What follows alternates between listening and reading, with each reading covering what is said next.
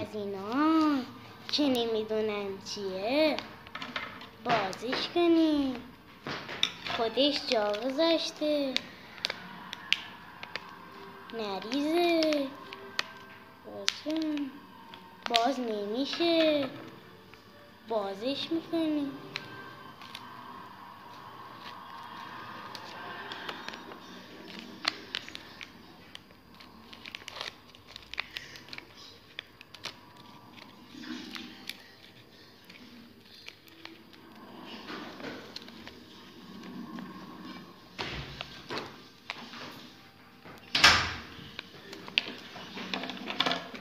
بازش کردیم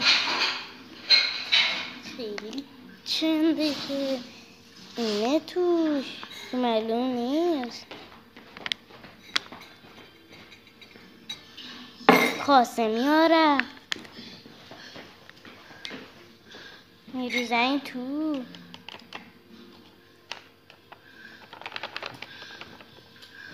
چه فسخلیه اینا میذاره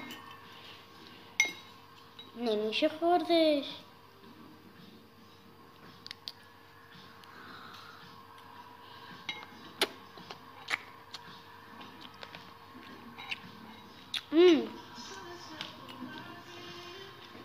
خوشمزه است.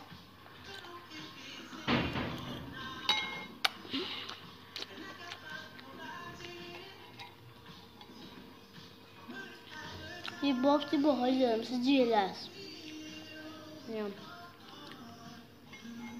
مثل اینکه یه بار بخری امتحان کنی ارزششو داره. بله یه بار بخری امتحان کن بعد نه هر دقیقه برو بخر.